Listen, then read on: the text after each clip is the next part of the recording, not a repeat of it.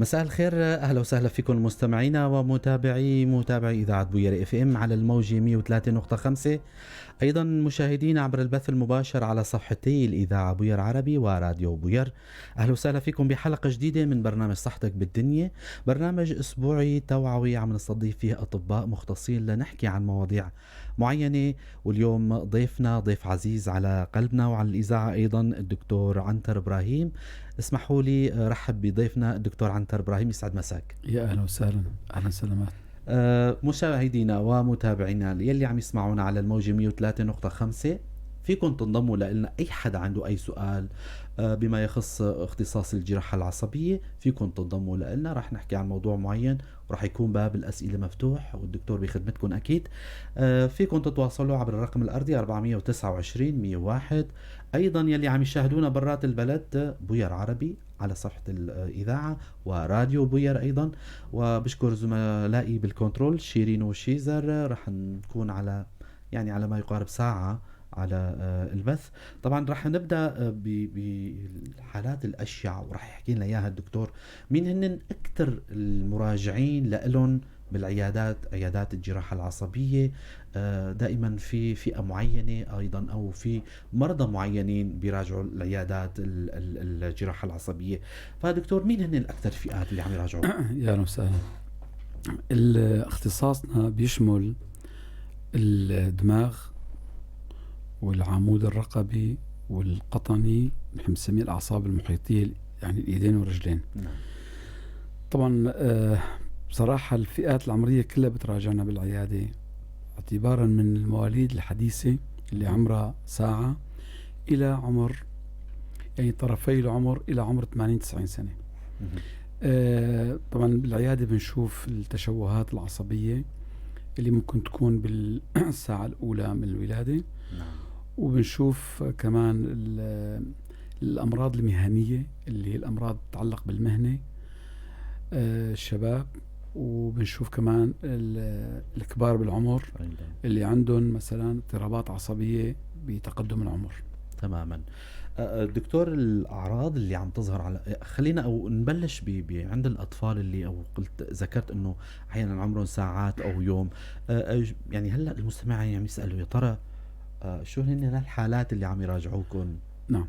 هي تشوهات خلقية، بيكون في عندنا مشكلة بالتطور الجنيني أثناء الحياة الرحمية، فبيطلع الطفل عنده، نحن بنسميه قيلات. يعني إذا المستمعين بيعرفوا، بيكون في عندهم مثل ورم بالظهر بنسميه قيلة، هي اسمها قيلة سحائية. أو في أطفال بيجوا راسهم كبير، بنسميه استسقاء بطينات دماغية، يعني بيكون مية الراس زيادة عن الطبيعي. تماما. فهدول معالجاتهم جراحية وبيراجعونا كتير على العيادة. طبعا هي أكيد نسبتهم كبيرة، يعني نسبتهم كبيرة كتير، خاصة بالمناطق اللي مثلنا، المناطق اللي تشهد حروب. فبيصير عندهم مشاكل، يعني عند النساء الحوامل بيتعرضوا لأشعة، بيتعرضوا أكيد هاي الأسباب أكيد رح نحكي عنها هاي دكتور. يعني هالأطفال هدول حصرا فالعلاج بيكون جراحي، يعني علاج جراحي. تمام، يعني ما في دوائي ولا أي شيء ثاني. تمام. دكتور، لو نحكي اللي عم نلاحظ في مراجعين العيادات الجراحة العصبية أغلبيتهم بيكونوا عم يعانوا من آلام العمود الفقري، هو العضو دائما اللي بنشبه فيه أي شيء اللي هو العمود الفقري. لو تحكينا عن العوامل المسببة، مثل ما ذكرت دكتور، المهنية بتكون أحد الأسباب، الشيخوخة أو طبعا. بصراحة الفئة العمرية هاي اللي بتتراوح عمرها من 20 ل 40 سنة، هدول بيجونا بأعراض شيء اسمه مرض شائع كتير عندنا بالاختصاص، اسمه ديسك. ديسك هي كلمة إنجليزية بتعني القرص، عندنا بالعربي بنسميها فتق نواة لبية. العمود الفقري عند الإنسان مقسم لأربع أقسام عندنا باختصاصنا. في عندنا عمود رقبي 7 فقرات، والعمود الظهري 12 فقرة، والعمود القطني 5 فقرات. في عندنا العجز اللي هو أصلا كان مجموعة فقرات 4 ملتحمين عاطين العجز. نحن الديسك هذا مرض شائع كتير، مثل ما قلت لحضرتك مرض مهني غالبا مهم. بمتوسط العمر. بيجونا مرضى بهالعمر، مرضى أعمال شاقة. في أحيان شيء بنسميه ديسكات ردية، يعني إذا واحد عمل حادث سير أو وقع بنسميه ديسك ردي. طبعا العمود الرقبي بيصير عندهم ديسك الرقبي عند الناس السائقين أو الإداريين أو حتى الأطباء أو أيضا الكتاب صح. اللي بيكتبوا كتير، اللي بيشتغلوا على الكمبيوتر كتير، بيصير عندهم ديسك رقبي عند الخياطين إلى مهم. آخره.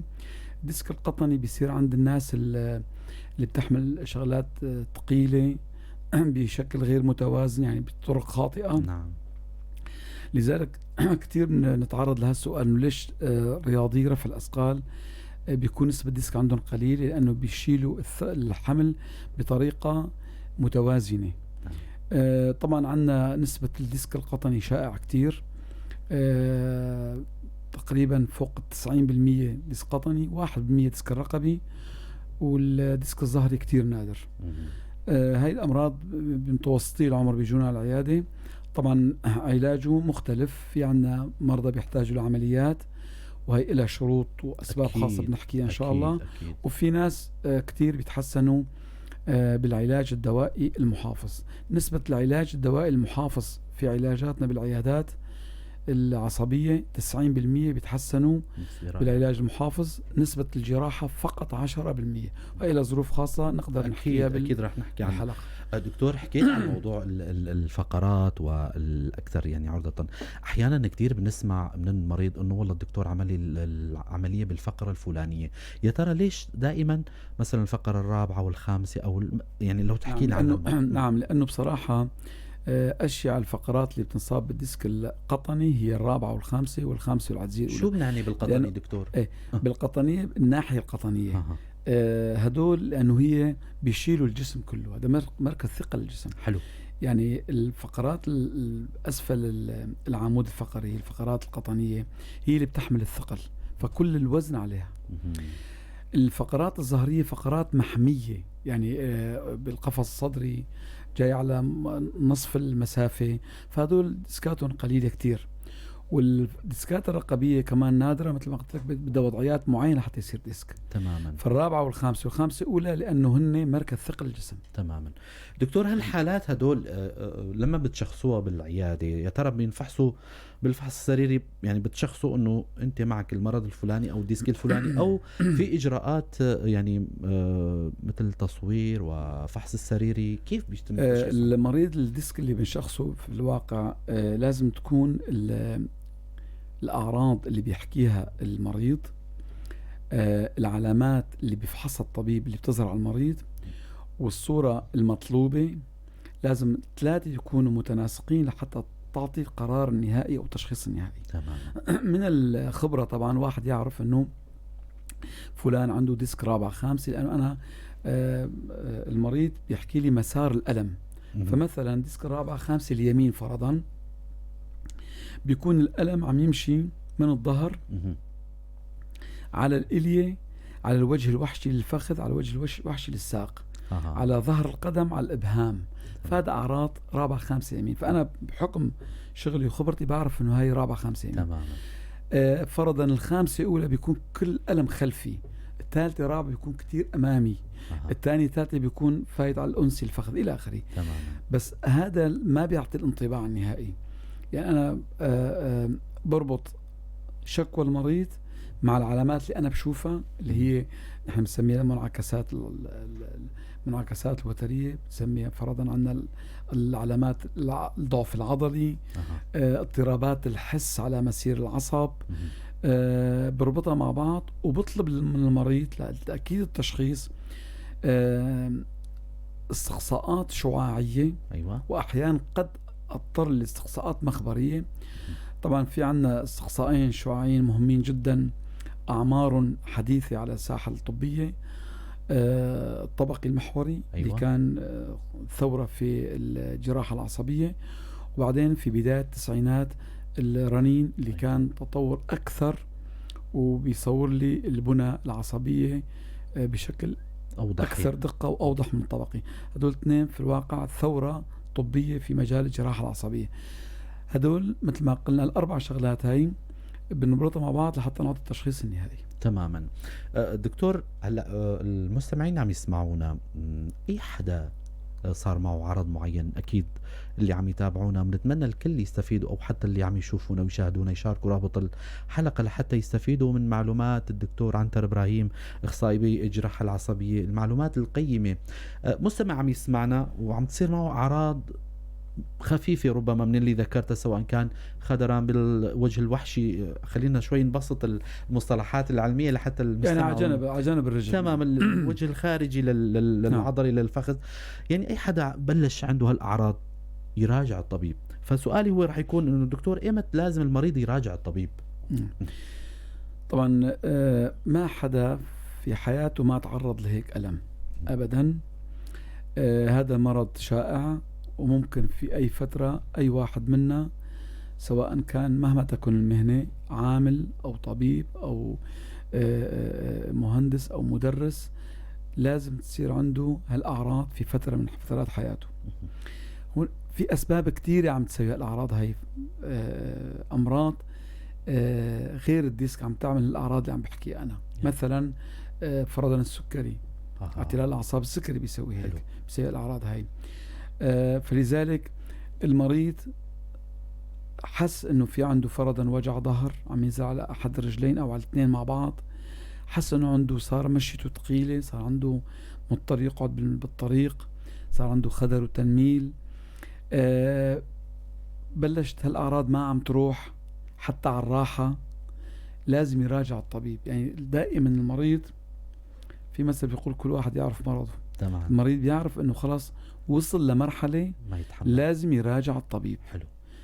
طبعا في عنا شيء اسمه الطب الشعبي أو الطب البديل. كتير من مرضانا عم يجوا لعنا على العيادات، قبل ما يجوا لعنا بيكونوا راحوا ل بنسميه الأطباء الشعبيين أو الطب العربي. نعم.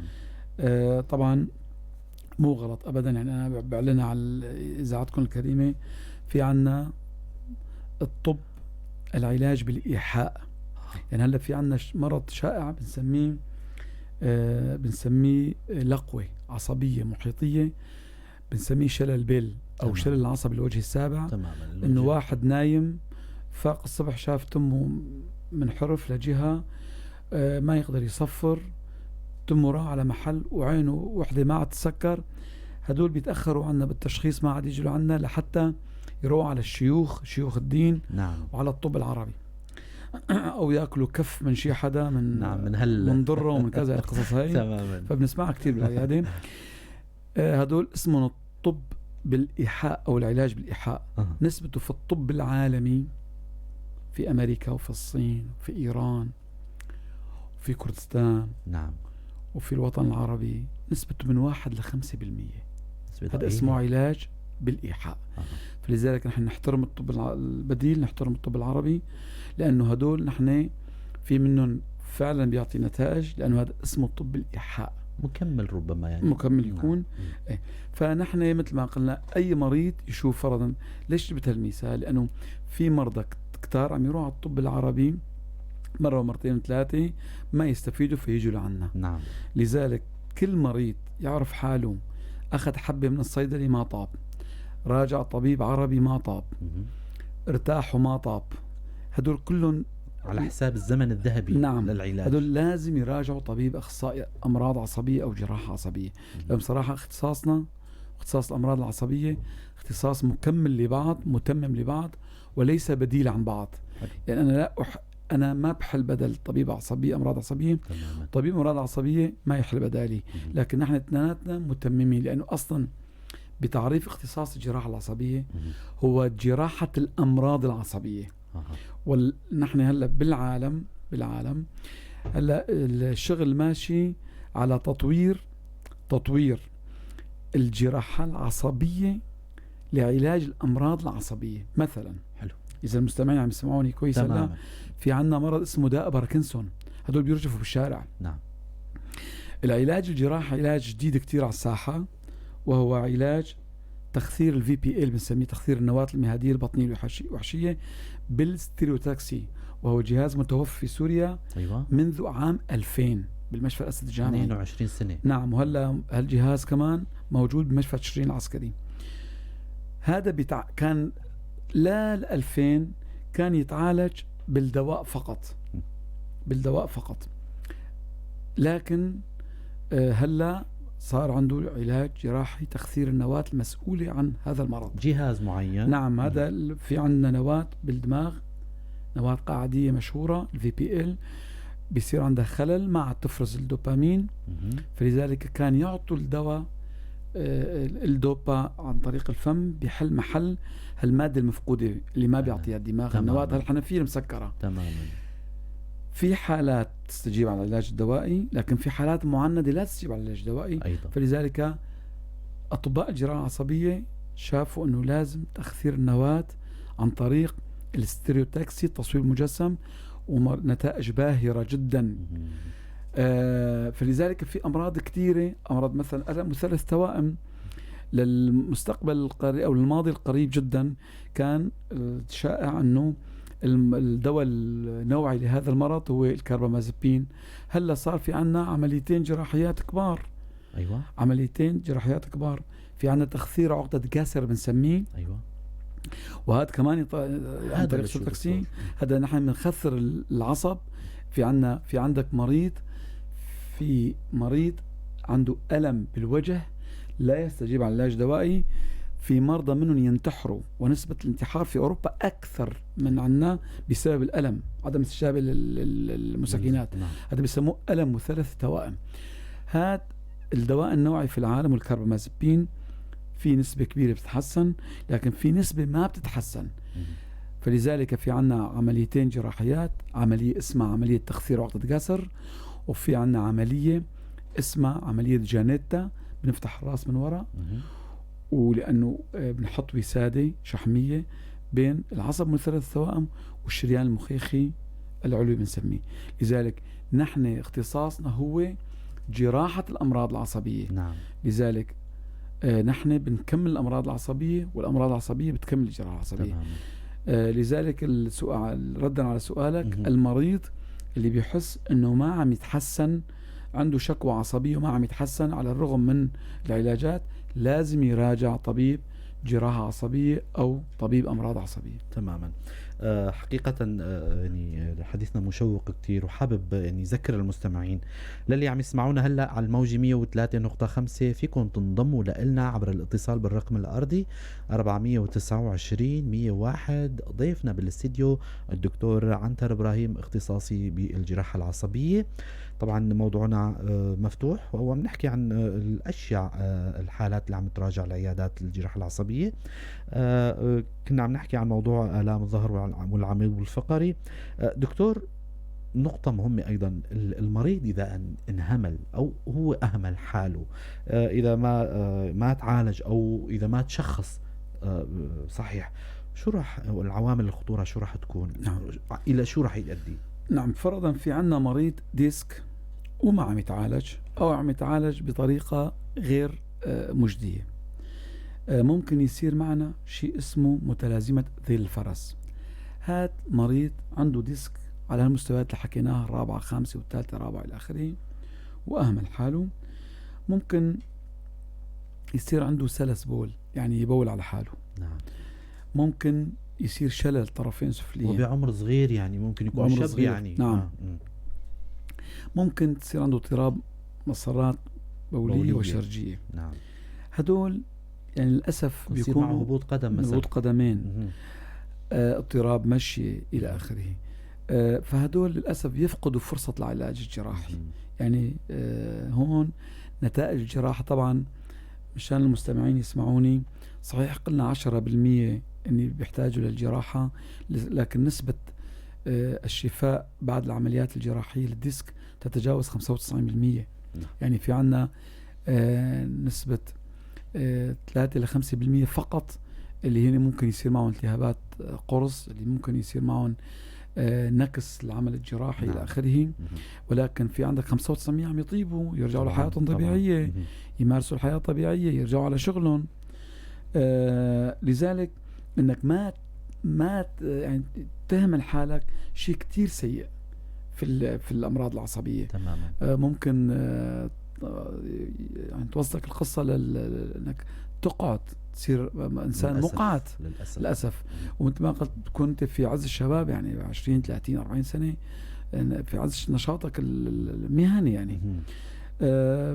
كمان بالنسبه للامراض الثانيه في العصبيه، انه تهمل حالك في الديسك الرقبي مثلا. اذا هملت حالك أيضا.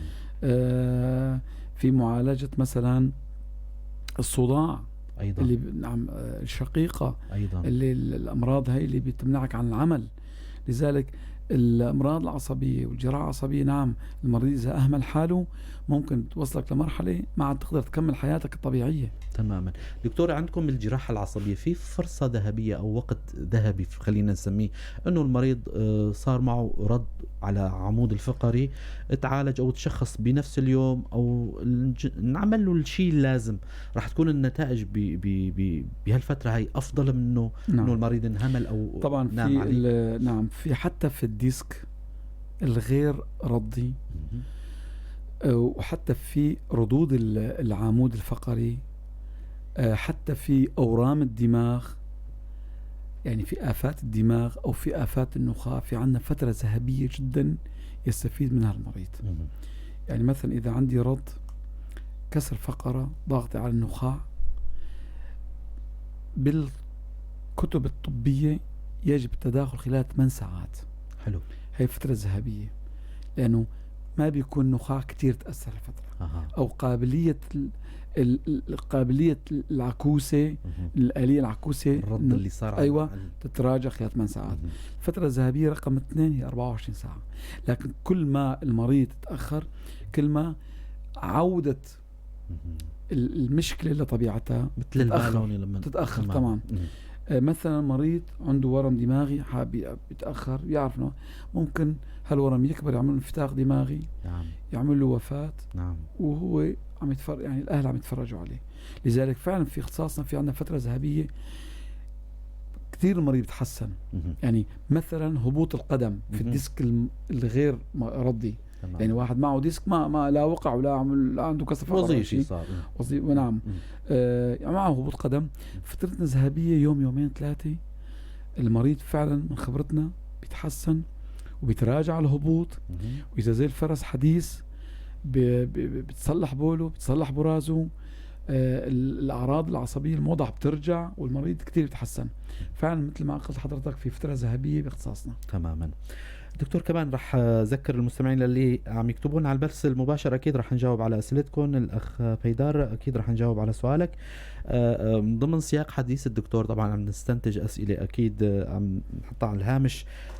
دكتور، لأي درجة دائما السؤال الموضوع الوراثي بكون دائما نحطه على الهامش، انه نسأل الأطباء يا ترى لأي درجة موضوع الوراثة بيعمل دوره بموضوع الديسك؟ نعم.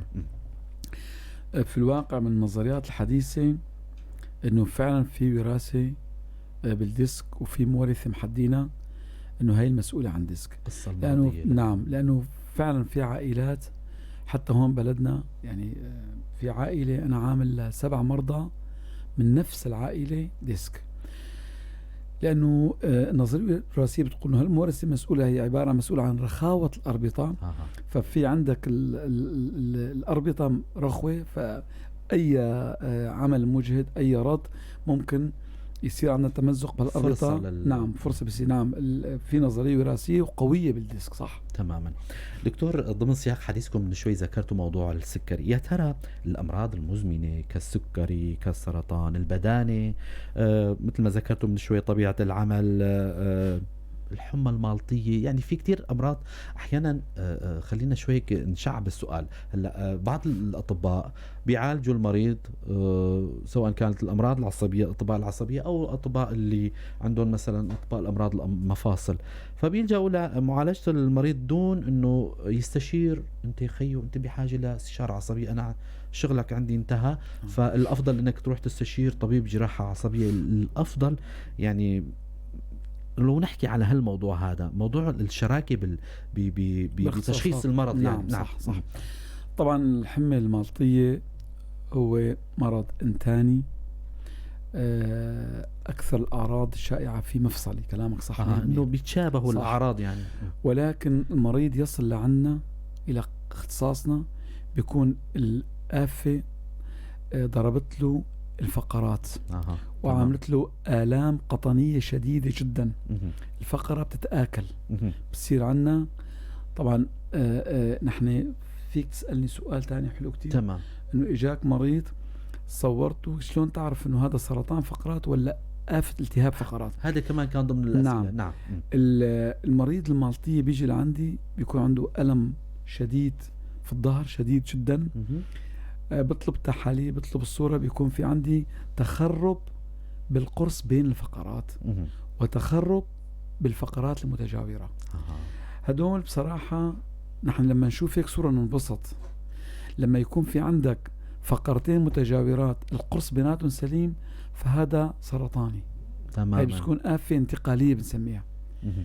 أو سرطان فقرات بدئي، أو سرطان فقرات جاي من منطقة تانية، من الكولون، من الرئة، من الثدي إلى آخره، تماما. من البروستات، من الحوض إلى ايضا. آخره. نعم. طبعا نحن كتير اختصاصنا بيتداخل حتى مع الصدرية، في أيضاً. دأبوط، مهم. في سل فقرات مشهور كتير. يعني في عنا مرضى خاصة هدول المسجونين اللي عندهم أيضاً. بصير عندهم نقص مناعة، فبصير عندهم سل غير مشخص غالبا، نعم. بيجونا بآلام نصور يطلع سل فقرات. أها. طبعا دائما الإصابة السلية بفقرات هي إصابة أيضا إنتانية، أيضا بتبسط الجراح لأنه آفة سليمة سليمة. وعلاجها دوائي. وهلا بجي بعرج على علاج جراحي في المالطية والسل. تماما. نعم. وبتحسنوا كتير، نتائج مبهرة طبعا. الجراحة العصبية في السل فقرات، في الحمى المالطية بالفقرات، بتجي بعد فترة علاج محافظ حسب الآفة. مدارس السل من 6 إلى 9 أشهر، مدارس المالطية من شهر ونص إلى 3 شهور. إذا ما استجاب المريض كتير، وقتها أنا كجراح بفوت بعمل عملية على آفة ما في قيح. أها. يعني على آفة خلينا سليمة. نقول، نعم، على آفة خلينا نقول ناشفة. أها. فقرات متيبسة، ما في إنتان يعني. ما في إنتان صريح. مهم. في عندي فقرة خربانة بس الإنتان في الواقع متحسن، بس الآلام موجودة. أها. فأنا بعمل عملية لا أخف آلام المريض. أحيانا نفس الفقرة الخربانة أو المضروبة أو المؤوفة خلينا نسميها، بتتوزم الفقرة، فبتعمل تضيق بالرتش الجانبي، نحن بنسميها تضيق قناة الأعصاب، مهم. مخرج الجزر، نعم. قناة مخرج الجزر.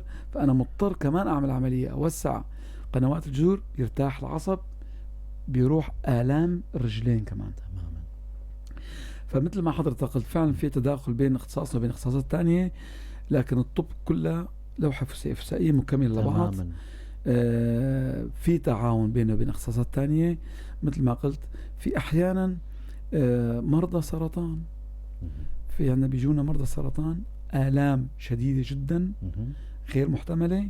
أحيانا نعمل عملية تداخل جراحي عصبي لمرضى سرطان الفقرات حتى لو كان انتقالي، لحتى أخف الألم. تمام. لذلك في تداخل بين اختصاصنا واختصاصات تانية كتير. حلو كتير يعني الأخ بيدار عمودي عم يراسلني طبعا على البث المباشر. أكيد رح نجاوب على سؤالك أخي كريم، وحتى إذا حابب تحكي صوت فيك الرقم واضح على الشاشة عندك، رقم الواتساب موجود، فيك تشارك عبر الاتصال بالواتساب. رح نوفر لك الإمكانية، هو خارج البلد. تكرم عينك أخي الكريم. دكتور، موضوع التنكس من شوي حكيت عنه، هلا رح نحكي عنه أيضا. لكن الأدوية اللي توصفوا لها للمريض دكتور، بتاخذوا بعين الاعتبار الأمراض المصاحبة، السكري، أمراض الغدة، كبر السن؟ لما الطبيب بيوصف حالة الدواء للمريض أكيد بتاخذوا القصة المرضية. لو تحكون عن مدى تأثير الأدوية على صحة المريض، سواء كانت المسكنات المضاد غير ستروئيدية مثل ما بيقولوا، لو تحكينا عن هالموضوع هذا دكتور. طبعا في لما يفوت لعنا المريض في عنا هويته الشخصية، وفي عنا شيء اسمه سوابقه المرضية وسوابقه الدوائية. نعم. طبعا لما نسأل إذا المريض تحسس من صرف من الدواء، أي طبيب أخصائي في أي اختصاص ممنوع يكتب هالدواء اللي عم يتحسس منه المريض. نعم. في حضرتك ذكرت أمراض، مثلا مريض جاي لعندي بشكوى ألم ظهر أو صداع أو ألم رقبي، لكن في قصته المرضية ربو، فأنا ممنوع أكتب مضادات الالتهاب اللاستيرويدية لحتى ما أثير عنده نوبة ربو. تماما. في عنا مرضى بيجوا عنا عنده مشاكل هضمية، عنده قرحات مثلا، عنده قرحات مم. معدية، عنده تأهب قرحي، فكمان في أدوية ممنوع أعطيه لحتى لا ما أهب له التقرح المعدي أو تقرح الاثنى عشر. أيضا. في عنا مريض عنده قصور كلية. تماما. فإذا في قبل ما أبدأ بفحص المريض سريريا أو حتى أطلب منه استقصاءات مخبرية شعاعية، تماما. أشوف قصته المرضية في سوابقه المرضية والدوائية. فطبعا في عنا مريض بيجي لعندك إذا عنده ربو، فسلفا حذفت كل شيء اسمه يثير نوبة الربو عنده. تماما. في طبعا في آثار جانبية للدواء لازم أخذها بعين الاعتبار، حتى لو مريض جاي ما عنده سوابق مرضية وسوابق دوائية، لازم أنا أحاول معالجة المريض دون أن أثير الآثار الجانبية للدواء. فكتير عم ناخذ بعين الاعتبار، لأنه ممكن يجيني مريض بشكوى سهلة بس أنا أعمل له نزيف هضمي سواء علوي أو سفلي. ممكن أنا أعمل له فرضا قصور كلي مثلا، يكون عنده تأهب لقصور كلي. أيضا. نعم. لذلك قصة الدواء لما نكتب الوصفة الطبية لازم يعني بحذر شديد بترابط ما بين بداية أو مقدمة كرت المريض اللي عندي أو بطاقته لا نهايته. أكيد لازم يكون في ترابط شديد. تماما. نعم. دكتور، خلال حديثكم شوي حكيتوا عن موضوع طبعا اللي الطبيب الوحيد اللي ذكر عن أو ذكر وحكى عنه الجانب الإيجابي هو الطب البديل، ما يسمى إذا صح التعبير الطب العربي أو الشعبي. حقيقة أغلبية الأطباء بينظروا له أنه هو طب يعني غير مكمل أو غير. خلينا نرد على الأخ الكريم الأخ بيدار عمودي، بظن لأنه هو حاول أنه يكتب الرسالة ولكن نوه لي أنه حابب ينضم لنا عبر الاتصال بالصوت. رح أكيد نعمل له إمكانية. ألو، مساء الخير. يا أهلا وسهلا.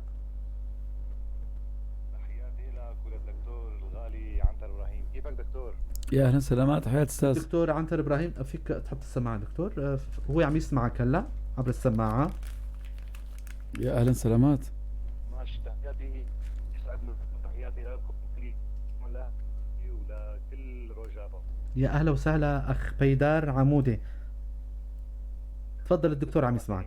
الله يخليك دكتور، بعد اذنك انا عم بيصير معي خدران بايدي اليمنى على طول، يعني طول بين فتره وفتره، انه معي فتق ديسك بالفقره ما بين الفقره الثالثه والرابعه. نعم. من زمان الفتق واشتغل انا بخ موبيليا. نعم صح. شي سنه على الدكتور هون عندنا بتركيا، رحت على الدكتور كمان كان عندنا من ديريك من المالكيه يعني. نعم. وصارني اخذ لي صور وهيك شغلات وقال لي يا اخي انت ايدك شو اسمه العضله والعظم متباعد من بعض، فهل هذا انه السبب بيرجع لأكل القلب ولا بيرجع لمشاكل الديسك؟ انا يا ريت تحطني بالصوره دكتور. تحياتي لك. تكرم عينك استاذ، تكرم عينك. هلا بحب جاوبك فورا على السؤال. تدلل، تكرم عينك. الأخ بيدر عمودي حب يشرح وضعه. طبعا هو كاتب لنا على البث المباشر، رح نعيد سؤاله وربما يكون نستفيد من الشبكة كان شوي رديئة. ممكن نسأل الدكتور سؤال. أحيانا عم يصير معي خدران باليد اليمنى، شو هن الأسباب؟ علما أنا معي فتق ديسك بين الفقرة الثالثة والرابعة، ولكم جزيل الشكر. هذا كان سؤاله بكتابة. نعم فيني أجاوبه. تفضل. يا أهلا أستاذ بيدر. أستاذ بيدر، نحن أولا إذا اليد اليمين فاطمن مشكلتك عصبية وليست قلبية، إلا إذا في قلب ميمن، فهذا شو خلقي نادر جدا. نعم. المشكلة عندك أولا مرضك مهني فعلا من الموبيليا. رقم 2 إعراض ديسك حقيقية هاي. طبعا الفرق بين الإصابة المحيطية في الديسك والإصابة المركزية أنه الخدر المركزي، يعني إذا ديسك رقبي، الخدر بينزل من الرقبة للعضد للساعد للأصابع. حتى توزع الخدر، يعني فرضا إذا إبهام وسبابة مع بعض، أو إذا سبابة والوسطى مع بعض، أو إذا الخنصر والبنصر مع بعض، فينا نحدد مستوى الإصابة تماما. أما إذا عندك مشكلة بإيدك، خدران خاصة بالليل، والخدر عم يطلع من فوق لتحت، من تحت لفوق، يعني من أصابعك لفوق، فهذا مو ديسك رقبي، هذا عبارة عن انضغاط الأعصاب المحيطية. الفرق بين الشغلتين بيختلف كتير. واحد إذا ديسك رقبي تتعالج بالطوق وبالدواء وبالراحة، وقد تحتاج لعمل جراحي، مدخل أمامي أو مدخل خلفي. وإذا عندك الانضغاط العصب في الرسغ، فيكون علاج دوائي مع حزام مع راحة، وقد نلجأ لعمل جراحي في الرسغ، عمليته من 5 إلى 10 دقائق، بنسميه تحرير العصب الناصف. حلو. فلذلك أنا بدي أسألك أسئلة، إنه إذا الخدر عم ينزل من فوق لتحت، ولا الخدر عم ينزل عم يطلع من تحت لفوق، ولا خدرانك بالليل، ولا خدرانك بالنهار. وإذا في عندك مثلا لفة على اليمين بالرقبة ولفة على اليسار، أو رفع الرأس أو تنزيل الرأس بصير مثل الكهرباء بإيدك، فهي كلها بتفرق لي بين الديسك أو الانضغاط العصب.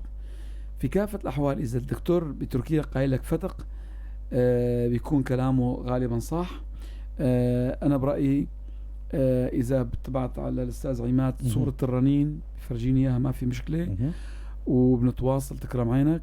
بيختلف طريقة العلاج على هوى المرض تماما. فإذا كان ديسكك غير جراحي، تحتاج لعلاج محافظ، طوق رقبي مع دواء مع راحة لمدة 6 أسابيع. تماما. حابب ذكر مستمعينا الوقت المتبقي لنا يعني حوالي 10 دقائق لا أكثر. اللي حابب ينضم لنا، أي حدا هلا عم جديد عم يسمعنا عبر إذاعة بوير FM على الموجة 103.5، الكنترول عم يأشر لي على 4 دقائق، معلش 5 دقائق. موضوعنا هو مهم كتير، وضيفنا أيضا عزيز علينا، وأكيد المتابعين مهم كتير لنا الموضوع هذا. أي حدا حابب يسأل 429-101 عبر الواتساب 093-82-80-81-4 عبر البث المباشر على صفحتي الإذاعة بوير عربي وراديو بوير. فيكم تبعتوا أي سؤال أكيد رح نجاوب عليها. دكتور، كان سؤالنا الأخير هو موضوع الطب البديل يلي أنت نظرت لها بإيجابية، يعني بنوعا ما، يعني ما أعطيتها أهمية يعني السلبية، أو خلينا نقول الطب البديل لأي درجة برأيكم هو ماشي إذا كان واصل لمرحلة عدم الإيذاء.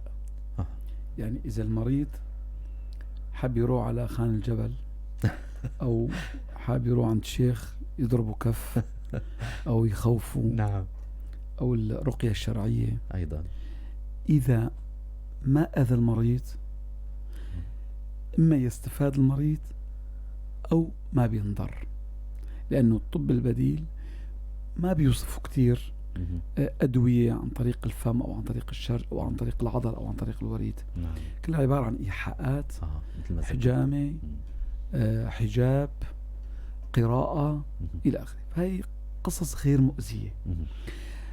أما إذا الطب البديل بده يعمل عنف مع مريض ديسك، يدعس على ظهره، يطوي رقبته، يشد رجليه، يشيل ايديه. في عنا قصص كتيرة مرت بحياتنا العملية، نعم، من خلال خبرتنا. في ناس انشلت من وراء هالقصص للأسف.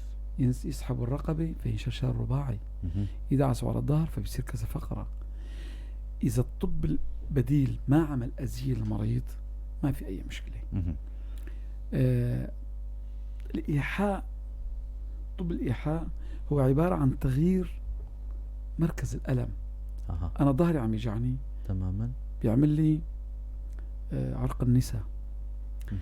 عرق النساء بالمناسبة هو عبارة عن ألم الإلية.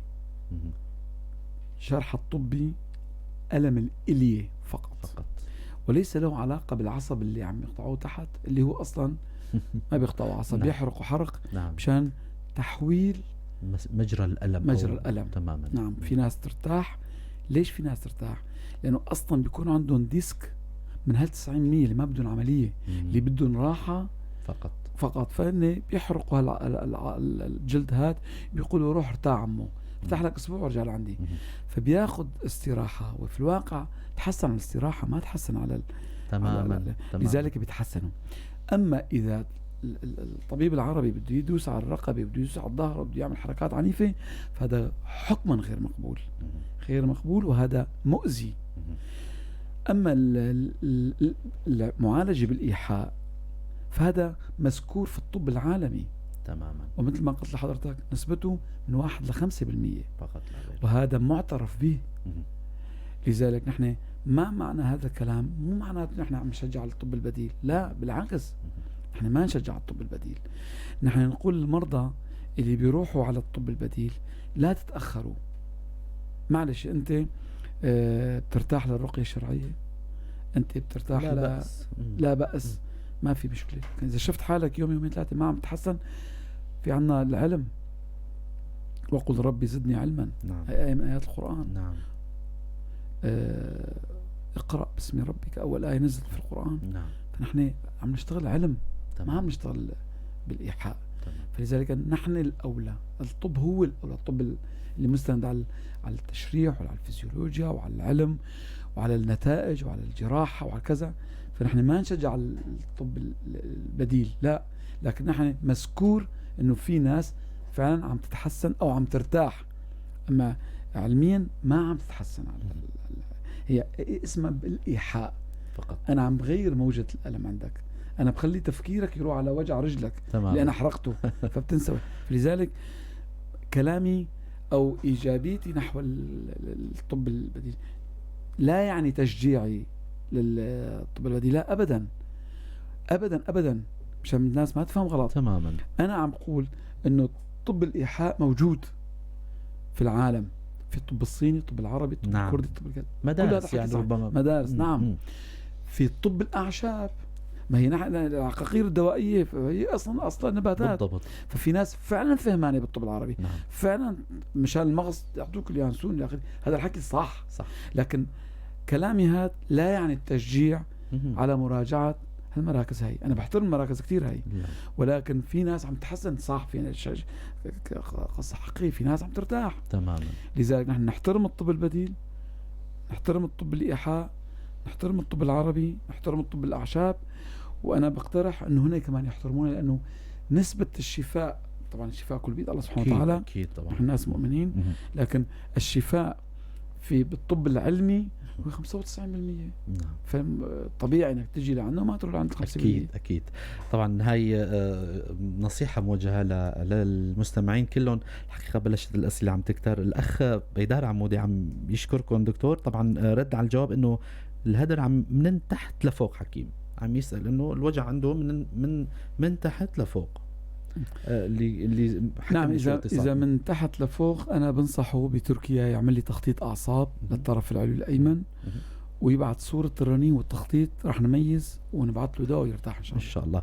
في الأخ أركيش حسن، أنا بظن إن شاء الله لفظت اسمه صح. ما هو علاج التهاب عضلة مفصل الحرقفي نتيجة انزلاق فقرات العجزية؟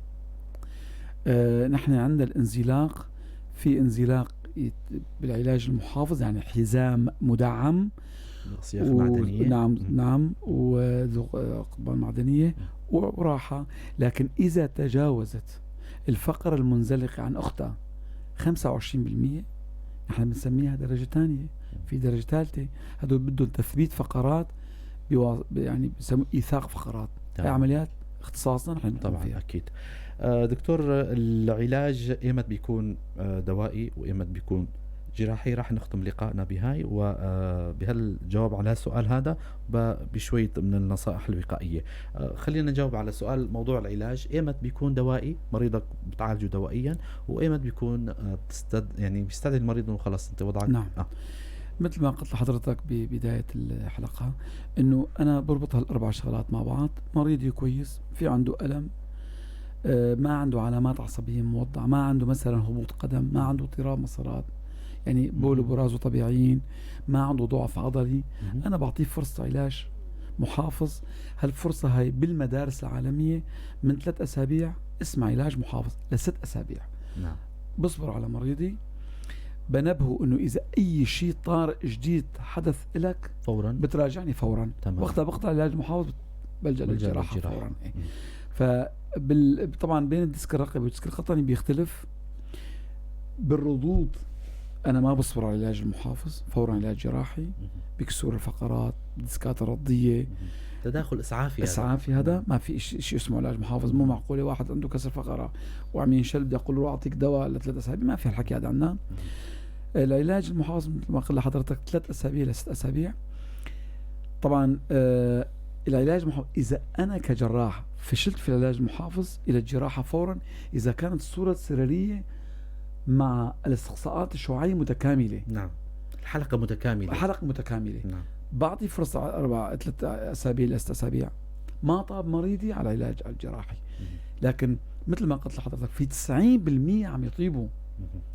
يعني مو كل واحد ديسك، مشان العالم ما تخاف. نعم. تجي عند دكتور عنتر الروايين، دكتور فلاني، لا، ديسك مو كله عمليات. في 90% ما بدون عمليات، في 90% بيطيبوا على العلاج المحافظ، الدواء والراحة والتعليمات.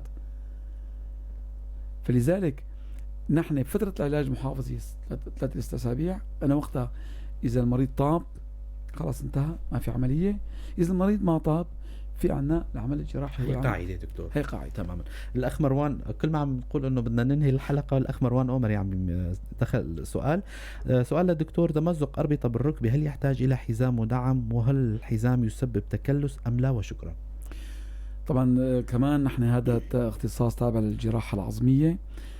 من خبرتي المتواضعة بهالمجال، تمزق الرباط والغضروف. نعم. كمان عندها درجات الجراحة. إذا تمزقات بسيطة ممكن تتليف وبدها حزام مدعم فعلا. وهاي كمان فترة علاج محافظ لفترة محددة.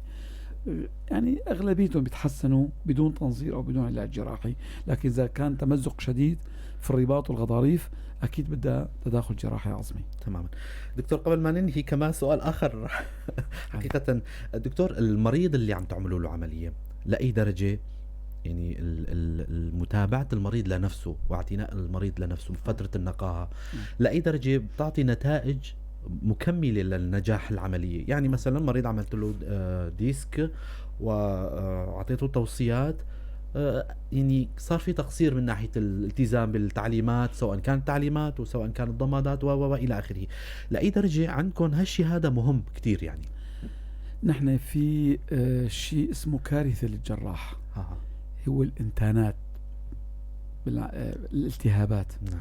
إذا أنا عملت عملية حلوة لمريض، طاب المريض، تحسن مبهرة كويس، الألم راح، ضعف العضلي راح، المريض صار يمشي اليوم الثاني، يشكرني، يتصور معي على الموبايل وعلى السيلفي، راح على البيت. عدم الاهتمام بالجرح، صار عنده التهاب. بدل ما يتحسن المريض خلال 2-3 ويرجع لحياته الطبيعية بعد شهر. نعم. لحياته الجنسية، لحياته العملية، لحياته الرياضية، يروح يصير معه انتان جرح راح ل3 شهور ل6 شهور. تنكس. لا، التهاب يعني. هذا من الإهمال في المنزل. نعم. انه انا انا عم بغير عضمات مريضي بشكل غير عقيم، فانا عملت له التهاب. صح. هذا كارثة للجراح وكارثة للمريض. نعم. يعني بدل ما يرجع المريض بعد شهر ونص على حياته العملية، طولت 5-6 شهور. للأسف هي مهمة كتير. لكن فمتابعة المريض مهمة كتير، متابعته في المنزل كتير مهمة، والتقييد بالتعليمات الصارمة. إنه ممنوع السواقة، مشي بهالدرجة، ممنوع تحمل شيء. نعم. ممنوع تمارس حياتك الجنسية لبعد فترة معينة. ممنوع ترجع لعملك لفترة معينة. في عندنا قواعد ذهبية في القصة هي. يعني العمل الجراحي لا ينتهي بنهاية العملية. العمل الجراحي ينتهي عندما يرجع المريض لحياته الطبيعية بدون ألم، بدون عقابيل، بدون اختلاطات. حلو. المريض وقتها بيرجع لحياته الطبيعية.